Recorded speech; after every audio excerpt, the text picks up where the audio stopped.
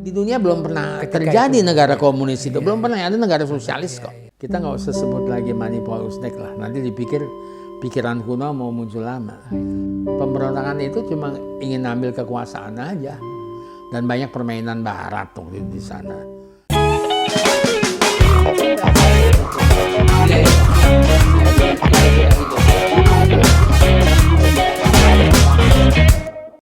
Ya, selamat siang pemirsa, jumpa lagi dengan kami di acara Emir Talk. Jadi channel Emir Talk Show ini kita akan membahas berbagai macam isu dan tema serta topik-topik yang hangat maupun mengenai sejarah perjuangan bangsa kita dan kondisi politik. Seperti kali ini saya ingin bertemu dengan Bang Emir yang punya program ini. Apa kabar Bang Emir? Alhamdulillah baik Pak. Assalamualaikum Pak. Waalaikumsalam Bang Emir. Sehat ya Bang Emir ya? Alhamdulillah sehat Pak. Mudah-mudahan pandemi sebentar lagi hilang, ekonomi kita beranjak lagi maju ya Bang ya. Mudah-mudahan nggak ada varian baru masuk. Mudah varian baru, insya Allah Bang. Nah pemirsa, kita tidak akan membahas masalah pandemi, tapi kali ini kita akan mundur ke belakang bicara masalah kebijakan Bung Karno yang disebut Manipal Usdek itu ya, manifestasi politik. Nah, di samping saya adalah Pak Emir tentunya memahami hal itu sejarah karena beliau adalah seorang politisi senior dari Partai Demokrasi Indonesia Perjuangan.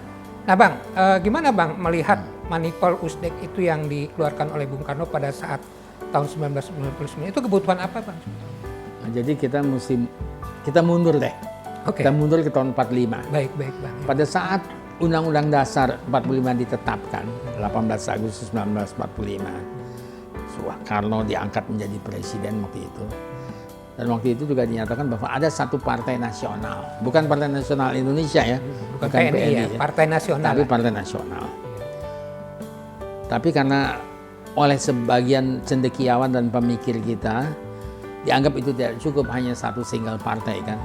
Makanya oleh Wakil Presiden almarhum Bung Hatta dikeluarkanlah suatu maklumat pada bulan November tahun 45 juga kalau saya nggak salah, bahwa kita bebas atau jadi multi partai. Bahwa muncullah banyak partai pada saat itu. Ya.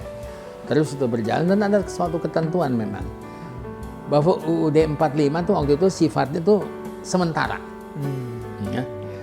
Kita akan membuat suatu undang-undang dasar atau kita akan membuat suatu konstitusi yang dilakukan secara lebih terbuka dengan banyak orang. Waktu itu kan hanya sedikit yang bisa bikin, yang terlibat, ya. Waktu sidang BPUP, PKI dan sebagainya. Nah, oleh itu dibentuklah badan pembentuk konstitusi ya disebut konstituante. Ya kita tahu banyak anggotanya, banyak juga aliran politik di dalam sana.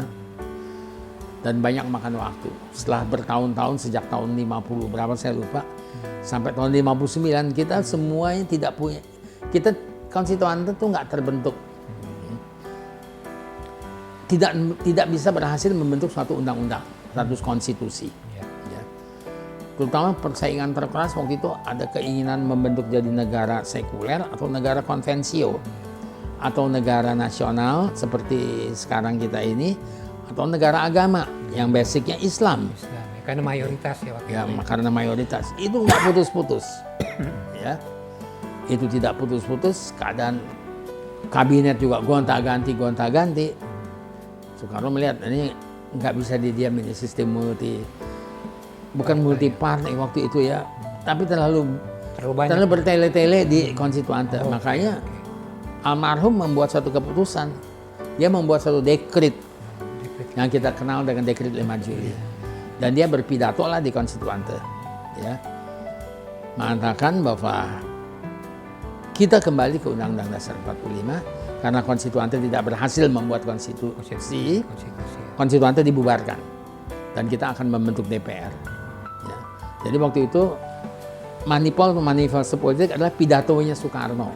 Di dalamnya ada Usdek. Ada Usdek ya. Ya, ada Undang-Undang Dasar 45, Sosialisme Indonesia, Demokrasi terpimpin, Ekonomi terpimpin, dan Kepribadian Nasional. Ya. Kalau mau ditanya lagi, kenapa dibikin Usdek? Iya. Apakah masih relevan pada saat sekarang? Iya. Kalau saya lihat sungguh amat sangat relevan. Sampai saya berpikir mestinya kita dengan reformasi udah selesai ya. dengan kita merubah UUD 45 dengan beberapa amandemen, tohnya amandemen kita juga kacau balau dan agak terpuruk. Sekarang mulai lagi suara-suara untuk kembali ke UUD 45 yang asli. Bang, kalau kembali ke Manipul Usik tadi, fungsi dan perannya sesungguhnya Bung Karno sebagai alat pemersatu atau pengganti undang-undang? Kalau undang-undangnya kan udah ada Undang-Undang Dasar 45 kembali. Tapi sistem politiknya, sistem kenegaraannya yang dirubah. Undang-Undang Dasar 45-nya jelas kita kembali ke UUD 45. Kemudian ada sosialisme terpimpin atau sosialisme Indonesia. Nah, kenapa Bang harus ada kalimat terpimpin gitu Bang? Apa? Iya. Gimana tuh? Sosialisme terpimpin. Karena kita nggak mau sosialisme ala Marx. Kita mau sosialisme Indonesia. Sosialisme ala Marhenis. Iya. Sosialisme yang bermasyarakat, bukan yang seperti diciptakan oleh Marx. Karl Marx ya. Ya.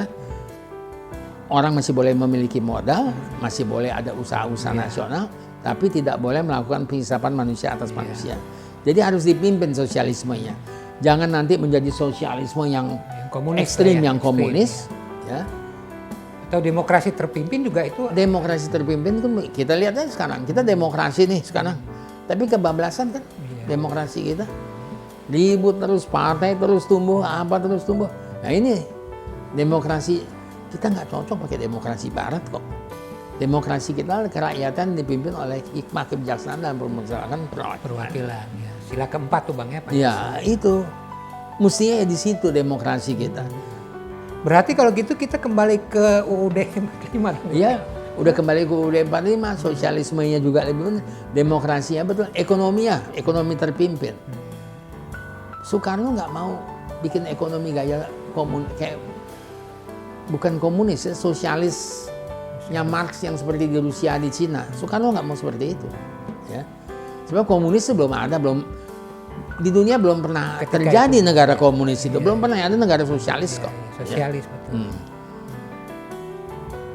Pengusaha nasional tetap boleh jalan, ya.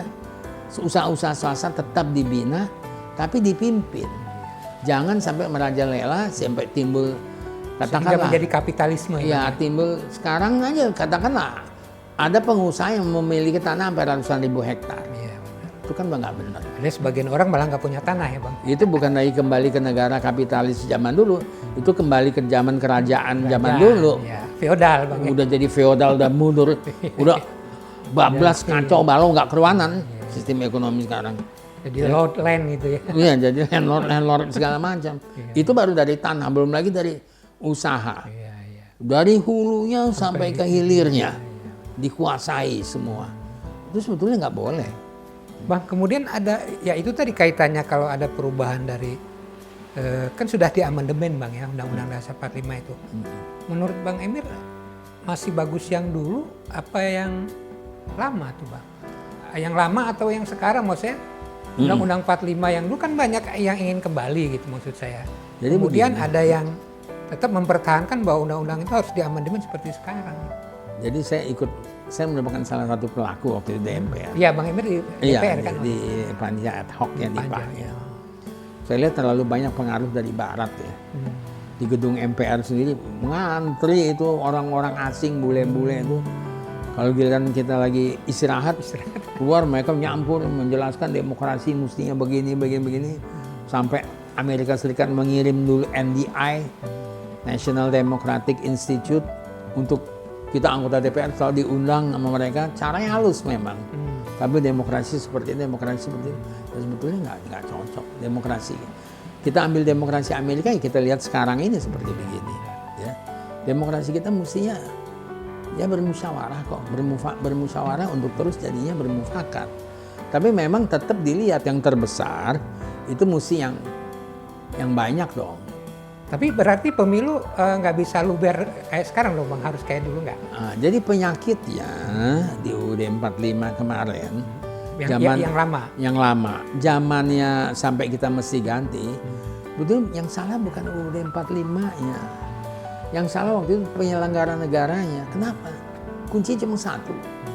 Pemilu yang nggak pernah jurdil dan luber.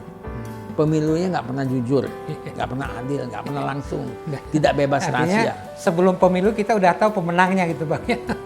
Kan begini, kalau kita disuruh milih di kantor, Iya. kalau kita nggak pilih Golkar dulu, ketahuan. Bener. Nah itu kan artinya udah betul-betul dari rekayasa. Coba, hasil pemilu di Jakarta, belum ada sistem komputer. 3 hari bisa keluar Golkar pemenang. Kabur kan menghitung, kita aja yang pakai komputer sekarang, seminggu sampai sebulan baru bisa dapat hitungannya yang betul. Dulu belum ada quick count, belum segala macam kan. Belum ada survei-surveian ya. Ya dulu quick count-nya pejabat mau ngomong apa ya itulah quick count-nya. Quick count-nya udah jelas. Kejadiannya begitu. Ya itu pemilunya nggak pernah, pemilu yang beres waktu itu mestinya beresin aja pemilunya yang bagus. Ya. Sebab soal pemilihan presiden mesti dibatasi 2 kali, 3 kali, 4 kali. Kalau pemilunya jujur, ya, kalau presidennya jelek, 1 kali juga dia udah jatuh kok. Iya, ya. Nggak mungkin dipilih kembali. Nggak mungkin dipilih kembali. Kalau pemilunya jujur ya, masalahnya waktu itu kan penyakit kita kan di pemilu yang salah. Jadi jangan cepat-cepat ganti undang-undangnya. Kasih aja pemilu yang betul-betul jujur, ya. Tapi ya pemilu 99 pun masih banyak yang curang kalau saya bilang. Buktinya nomor 2-nya masih Orde Baru kok yang menang. Semua orang juga udah nggak mau, udah mengharamkan Orde Baru, tapi dia masih menang. Harusnya malah waktu itu banyak yang menuntut Partai Golkar bubar gitu. Iya, ya Bu Gus Dur aja mengeluarkan dekret membubarkan Partai Golkar, iya kan? Karena itu masih mau membawa sistem Orde Baru waktu itu. Tapi ya Gus Dur, Soekarno dulu didukung oleh militer, Gus Dur nggak didukung militer, yang nggak bisa. Bang, kembali ke Manipul Uzbek itu. Kalau sekarang relevannya itu bagian-bagian mana atau secara keseluruhan pemikiran Bung Karno di Manipul Uzbek itu bisa diterapkan pada era sekarang? Ya kalau kita lihat di Uzbek di semuanya, di sosialismenya, di sistem demokrasinya. Jadi itu bukan sebuah pikiran yang lampau Bang ya, artinya masih kontekstual dengan sekarang. Artinya kita butuh lagi itu sekarang, ekonominya. Ya.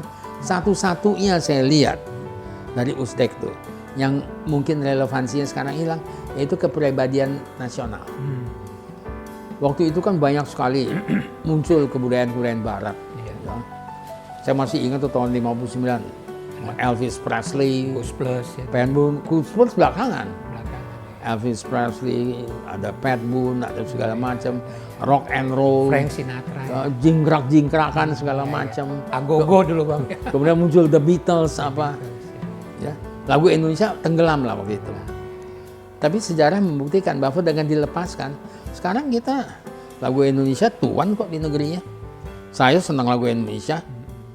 Kalau dulu cuma mau waktu masih SMA dulu, maunya cuma denger The Beatles saja kan. Nah itu ternyata masyarakat bisa sendiri memilih. Film misalnya. Film, ya.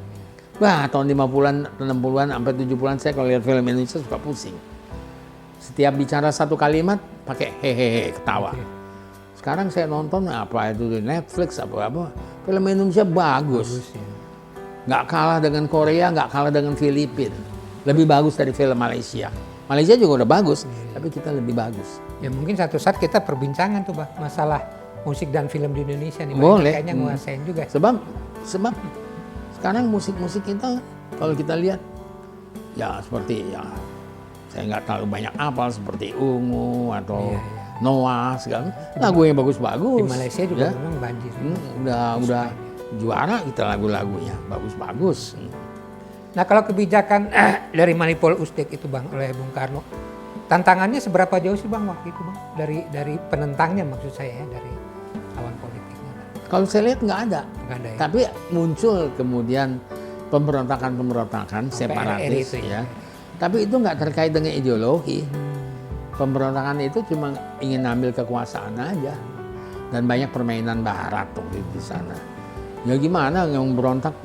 Pilotnya pilot Amerika, si Alan Pope itu. Ya kita udah tahu lah siapa yang mau itu. Di Pekanbaru misalnya, Armada ke-7 mau bergerak. Ya karena katanya di sana ada tambang minyak Stanford. Ya, Stanford ya. Nah, ya kita bisa baca lah, udah jelas. Sekarang udah nggak bisa lagi begitu. Pakai lewat agen-agen atau kompradornya di sini. Sama juga bahayanya sebetulnya.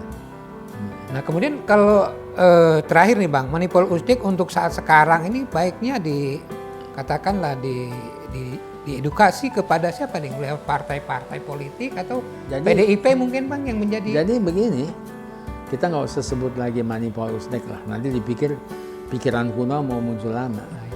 Tapi ini udah jadi tantangan sekarang. Otomatis tantangan itu terjawab dengan Uzdek tadi. Ya, kita lihat demokrasi yang begini. Kita perlu demokrasi yang lebih teratur, lebih terpimpin. Juga, ya. Ekonomi kita yang sekarang udah dikuasai cukong-cukong, kita mesti atur lagi dengan satu sistem ekonomi yang terpimpin. Otomatis kita mesti ngambil pemikiran-pemikiran itu lagi. Jadi itulah menjadi ciri khas demokrasi Indonesia nantinya Bang. Iya, nggak usah ditonjolkan. Kita akan mencari sendiri itu. Artinya mungkin inti-inti ajarannya, inti dari perundang-undangan itu sendiri yang kita ambil gitu. Iya. Nah jadi ya semoga saja cukong-cukongnya juga kalau dia udah merasa nggak bisa dapat keuntungan dari membuat partai-partai politik, dia juga berhenti sendiri. Dan bikin aja peraturan yang lebih ketat lah soal perpajakan kita, soal apa gitu. Supaya jangan terlalu orang punya untung terlalu berlebih-lebihan. Kalau untungnya udah sekarang ini manusia namanya, kalau untungnya udah banyak, kebutuhan hidupnya udah terpenuhi, dia mencari eksistensi. Antara lain dia mau jadi pemimpin politik, mau jadi ini, mau jadi itu dengan uang yang dia punya. Akhirnya yang muncul adalah money politik. Jadi dia lahir bukan karena tuntutan ideologi atau kematangan politik, tapi oleh karena uang itu Bang. Iya. Gitu.